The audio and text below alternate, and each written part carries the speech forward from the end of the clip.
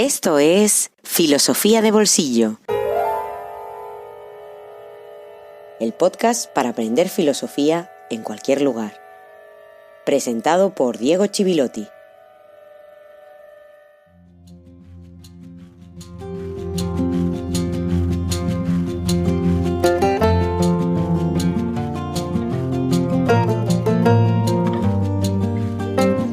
Buenos días y feliz jueves filosófico número 24. La locución latina cogito ergo sum es un planteamiento filosófico de René Descartes, el cual se convirtió en el elemento fundamental del racionalismo occidental.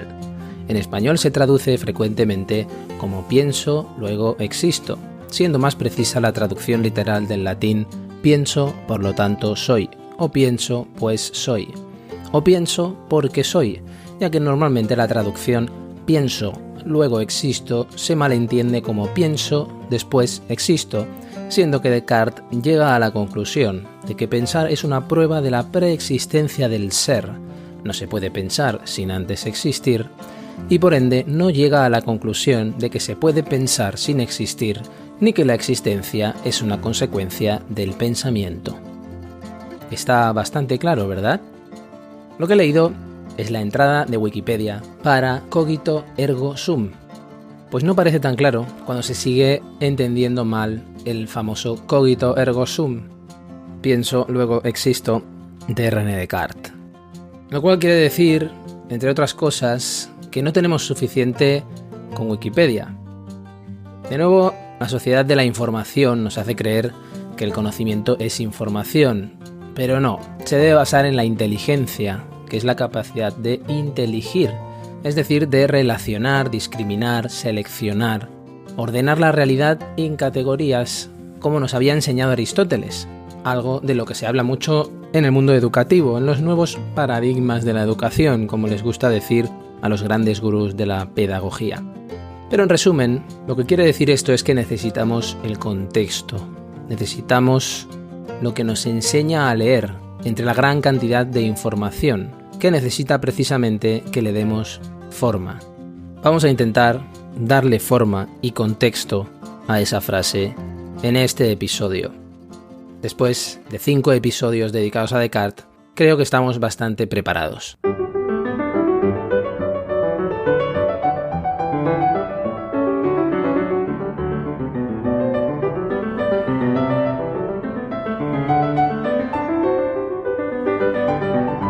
El episodio anterior estuvo dedicado a la duda metódica universal de Descartes, a las razones para empezar a dudar y también a los instrumentos para superar la duda. Hablamos de la hipótesis del genio maligno, leímos las meditaciones metafísicas, también algunos fragmentos del discurso del método aparecieron, pero principalmente nos centramos en esas meditaciones metafísicas que mostraban ese horror al error de Descartes, y las razones para avanzar en la conquista de un sistema en el cual Descartes necesitaba introducir la figura de Dios como un ser perfecto, una cuestión que solo presentamos y que iremos desarrollando. Llegamos, superando esa duda metódica, a una certeza, a algo indudable, lo único que resistía a la hipótesis hiperbólica, por eso se habla muchas veces de la duda hiperbólica, exagerada de Descartes, de un genio maligno engañador, de poder dudar de toda la realidad.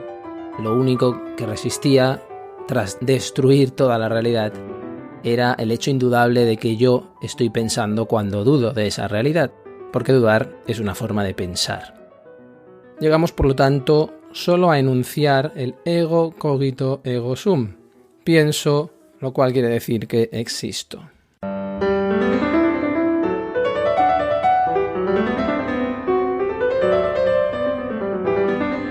Pienso, luego existo.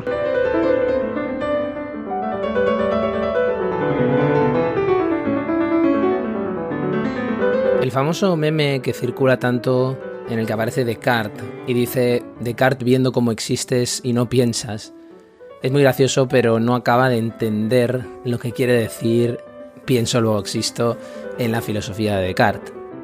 El famoso cogito ergo sum aparece por primera vez como un razonamiento después de dudar, como decíamos, concretamente en la cuarta parte del discurso del método, y aparece de esta forma.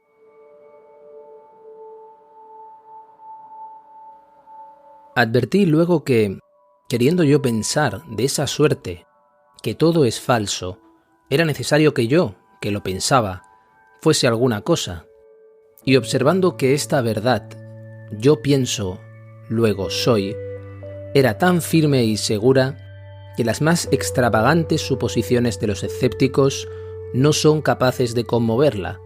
Juzgué que podía recibirla sin escrúpulo como el primer principio de la filosofía que andaba buscando.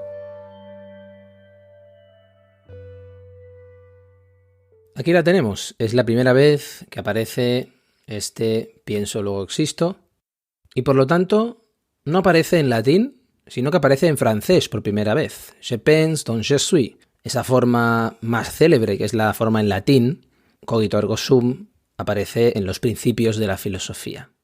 Pero es aquí donde por primera vez aparece en un contexto muy parecido al que estamos viviendo con esta crisis, con estas cuarentenas en todo el mundo, porque todos estos pensamientos que él incluso duda de hacerlos públicos. La cuarta parte empieza diciendo: no sé si debo hablaros de las primeras meditaciones que hice allí, pues son tan metafísicas y tan fuera de lo común que quizá no gusten a todo el mundo. Esto lo piensa retirado, solo, tan solitario y retirado como en el más lejano desierto, dice en la tercera parte del discurso del método, antes de este fragmento que he leído, donde estuvo retirado durante la guerra de independencia de los Países Bajos contra Castilla, que tuvo una tregua de 12 años, ¿no? Entre 1609 y 1621. Y lo que es muy importante hacer notar aquí, y que es algo que le va a traer grandes críticas en toda la tradición filosófica posterior, es que Descartes identifica pensar con el sujeto, pasa del pensar al ser. Con todo esto tengo la certeza de que soy, tengo la certeza de una existencia, pero todavía no sé qué soy, la esencia. Todavía no tengo la certeza de mi esencia, que después será el pensamiento. Situar en el inicio de todo, en las bases de este gran edificio teórico, el cogito, el pensamiento, poner el fundamento del conocimiento en el yo, es lo que marca el inicio de una nueva manera de hacer filosofía que va a llegar, podemos decir, sin exagerar, hasta el siglo XX. La pregunta más contemporánea, que va a mostrar la precariedad de ese yo, es que si el yo es un producto cultural o histórico, ¿qué garantía tienen mis ideas? Si la razón deja de ser universal, podemos caer en el relativismo más absoluto, que es en la situación en la que en líneas generales estamos nosotros, junto a dogmatismos que en muchas ocasiones tienden hacia la violencia incluso, en fundamentalismos de todo tipo. Y no hablo solo de los fundamentalismos religiosos. Pero todavía no estamos ahí. Mi ser no consiste en nada más que en aquello que Descartes llama pensar. Este es el pensamiento cartesiano. En la tercera meditación, y ahora hago un salto del discurso del método a las meditaciones metafísicas, porque es ahí donde él va a desarrollar más todas estas ideas, donde las explica mejor. Literalmente Descartes dice: soy una cosa que piensa. Pero para entenderlo en toda su profundidad y con todos sus matices necesitamos, como decía al principio, el contexto. Porque todo texto fuera de contexto es puro pretexto, como decía mi querido maestro Josep Manuel Udina. Así empieza la tercera meditación.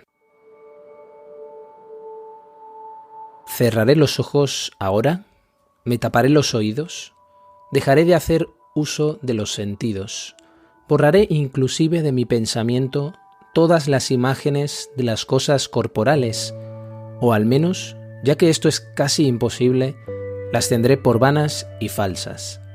Y así, en comercio solo conmigo y considerando mi intimidad, procuraré poco a poco conocerme mejor y familiarizarme más conmigo mismo. Soy una cosa que piensa, es decir, que duda, afirma, niega, conoce pocas cosas, ignora otras muchas, ama, odia, quiere, no quiere y también imagina y siente.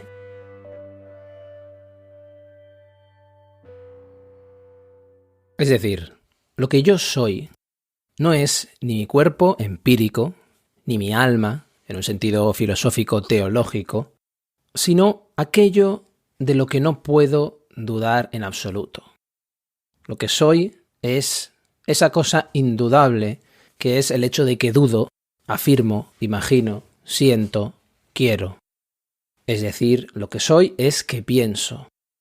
No solo yo soy, sino que la esencia de lo que soy es esta, un ser pensante. La idea de Dios en la mente.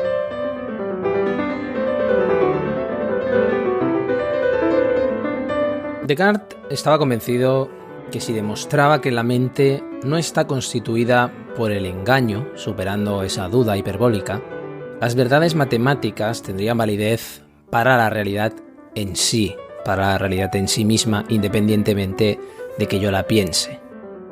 Y entonces tiene que demostrar que la mente y el mundo han sido creadas por un ser bueno, un ser que no nos quiere engañar y además un ser infinito, omnipotente, que hace lo que quiere. Todo esto porque evidentemente la idea reguladora de Dios y esa estructura de pensamiento es absolutamente válida en su época. No podemos pensar fuera de esa estructura en ese contexto. Es decir, que la demostración de la existencia de Dios en Descartes se hace desde el cogito, desde el pensamiento y las ideas. Demostrar la existencia de Dios consiste en poner de manifiesto que la mente no puede dudar de la existencia de Dios. Y de hecho es superar el solipsismo del cogito. ¿Qué es eso del solipsismo? El cual se habla mucho y se critica mucho también cuando se critica el pensamiento de Descartes. Tiene que ver con el hecho de quedarse absolutamente solo. No solo físicamente para poder escribir todo esto, sino desde el punto de vista filosófico, ontológico, podríamos decir. ¿Por qué? Porque Descartes destruye todo y se queda solo. Dicho de otra forma, si hay mundo, este mundo es yo pienso. Fuera de esto no hay nada, en primer lugar. Por lo tanto, si la única certeza es yo pienso, lo que tengo que recuperar dentro de este sistema de pensamiento es el mundo. El mundo ha desaparecido. Tengo que recuperarlo. Pero es imposible inferir directamente de mis ideas la existencia del mundo exterior. No sé si se ve claro. Descartes pone todo el peso de la certeza en el pensamiento, en el hecho de que pienso. Pero con eso estoy aislando la esfera del pensamiento de una esfera exterior a ese pensamiento que es el mundo exterior. El yo que piensa solo tiene las ideas, pero aquí es donde tiene su función esencial la idea de Dios, porque hay una de esas ideas que tiene el yo, una de esas ideas que piensa, que le va a permitir salir del solipsismo, salir de la soledad a la que le ha arrojado la duda. Es la duda la que nos ha llevado a esa soledad, no lo olvidemos. Y la idea que tiene el yo, o mejor dicho, la idea que encuentra es la idea de Dios, que es una mediación que permite recuperar el mundo exterior. Es muy importante porque Dios, o mejor dicho, la idea de Dios, se va a situar entre el yo y el mundo. Y esto es, sin duda, como ya debes intuir seguramente, si has ido siguiendo todo, especialmente desde el episodio 19, es un punto débil del pensamiento cartesiano. Está aquí quizá su gran talón de Aquiles, porque se limita a tomar prestado conceptos de la escolástica y tampoco acaba de desarrollar o hablar de qué entiende por la realidad en sí, más allá de considerar que es una realidad independiente del funcionamiento de la mente. ¿Cuáles son estos conceptos? ¿Qué pruebas va a dar Descartes en su argumentación? Recordemos que es verdad aquello que percibimos con claridad y distinción. Por ejemplo, de un triángulo que la suma de los ángulos de un triángulo hacen 180 grados, pero del triángulo mismo no percibimos con claridad y distinción que exista en sí, su existencia, que exista realmente. No lo podemos intuir a partir de la noción simple de triángulo. De Dios sí, porque es una noción que incluye la existencia. Es una idea que, a diferencia de las otras, implica la existencia. ¿Y por qué? Pues porque se trata de un ser infinito en todo y que debe existir, porque la no existencia sería una limitación, sería introducir una limitación en la idea de Dios y por lo tanto no sería infinito. ¿De dónde viene todo esto? Todo esto deriva de lo que en filosofía, especialmente desde Kant, se llama argumento ontológico, o mejor dicho, argumento anselmiano. Anselmiano porque nos remite a Anselmo de Canterbury y a su proslogión de 1078. Estamos hablando de principios del siglo XI, que pensando en un ateo parte de definir a Dios como aquello tal que no podemos pensar nada más grande. Id quo maius cogitari nequit o aliquid quo maius nihil cogitari potest. Existen muchas formas de presentar este argumento a lo largo de la historia de la filosofía occidental, pero lo que dice Anselmo es: existe un ser tal, mayor que el cual ningún otro se puede pensar y que ni siquiera se puede concebir que no exista. Y se trata de Dios, que es tan verdadero que ni siquiera se puede concebir que no sea, porque sería introducir, como decía, una limitación. Un concepto que entiende y por lo tanto se encuentra en la mente del ateo, esto es lo que considera Anselmo, en la mente que funciona de una forma lógica, incluso aunque piense que Dios no existe, en el nivel óntico. Por lo tanto, Anselmo procura ganar la batalla al ateo en la esfera lógica para poder trasladar esa victoria lógica a la esfera óntica, a la esfera de la realidad. Pero si pensamos el concepto solo como existente en la mente, es más pequeño que como existente en la realidad. Si solo existe Dios como una idea mental, si existe Dios como idea y también en la realidad, es evidente que es más pequeño, que es una limitación existir solo como idea, y por lo tanto eso sería contrario a la idea incluso. Sería una contradicción, porque es aquello de tal magnitud que no podemos pensar nada más grande. Aquello pensado como realidad mental y como realidad objetiva es más, es mejor, es más grande que aquello pensado solo como realidad mental. Por lo tanto, existe tanto en la mente como en la realidad.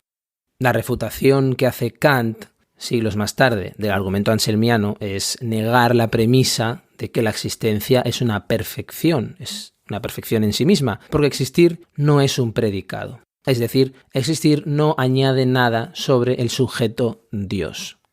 Pero no vamos a ir tan lejos. Descartes defiende el principio de que todo lo que existe debe tener una causa. Con esa idea de raíz medieval, pero con una raíz más remota que es Platón, de la jerarquía de los entes, o de la jerarquía del ente en sí mismo. Es decir, la causa no puede tener menos realidad que el efecto. Lo que tiene más realidad es la causa. De esta forma, la causa de una idea no puede ser inferior a la realidad objetiva de la idea. Para entendernos, mi idea de Dios debe tener una causa que contenga formalmente, es decir, fuera de la mente, extramental, toda la perfección que objetivamente contiene la idea.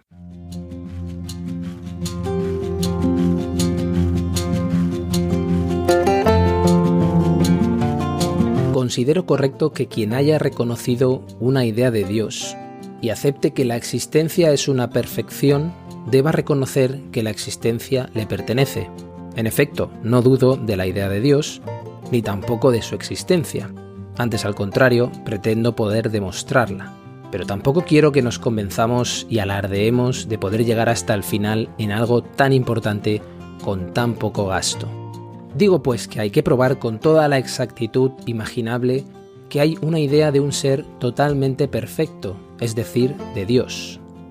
Es verdad que las objeciones de quienes creen poder probar lo contrario, por no haber imagen de Dios, no valen nada, Pero hay que reconocer, asimismo, que la prueba que el señor Descartes aporta para establecer la idea de Dios resulta imperfecta. ¿Cómo, diría él, se puede hablar de Dios sin pensar en él y pensar en Dios sin tener la idea de Dios? Sí se podría, sin duda, puesto que a veces se piensa en cosas imposibles, e incluso se hacen demostraciones al respecto. Por ejemplo, el señor Descartes considera que la cuadratura del círculo es imposible, mas no se deja de pensar en ella, ni de extraer consecuencias de lo que sucedería si hubiera sido lograda. Es asimismo imposible el mayor de todos los círculos, como también el número de todas las unidades posibles. Hay demostración de ello, y sin embargo pensamos en todo esto. Por consiguiente, hay motivos para dudar de que la idea del mayor de todos los seres no pueda ser rechazada, y de que no encierre alguna contradicción. Aunque yo sepa lo que es el ser, y lo que es lo más grande y lo más perfecto, no por ello sé todavía si hay o no alguna contradicción oculta al juntar esas tres ideas. Reconozco, sin embargo, que Dios tiene una gran ventaja al respecto que no tienen las restantes cosas. Basta probar que es posible para probar que es, lo cual no sucede con ninguna otra cosa, que yo sepa. Carta de Gottfried Leibniz a la princesa Elizabeth en 1678. Aquí acaba este episodio en el que la figura y la idea, más bien, de Dios ha estado omnipresente para poder entender el corazón de la metafísica de Descartes.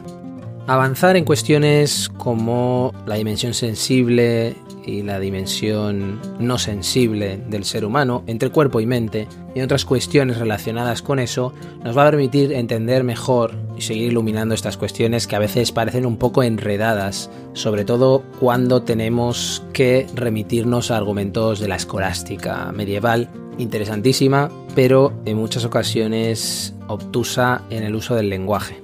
Ya sabes, de todas maneras, que para esta u otras cuestiones te puedes comunicar conmigo a través de las redes sociales, buscándome como Diego Chivilotti, también en nuestra página de Facebook, Podcast Filosofía de Bolsillo. Te invito a que hagas una visita, si no lo has hecho todavía, o que vuelvas cada cierto tiempo a filosofiadebolsillo.com, nuestra página web, donde procuro ir añadiendo recursos y recomendaciones de lecturas, y poco a poco irá creciendo también en recursos. Y por supuesto, tienes a tu disposición nuestro email. Escribe a correo@filosofiadebolsillo.com. El próximo episodio será ya el 25, un número especial, y también será un episodio importante porque tocaremos cuestiones que han sido las que más han influido del pensamiento de René Descartes. Así que te espero el próximo jueves en Filosofía de Bolsillo. Hasta muy pronto.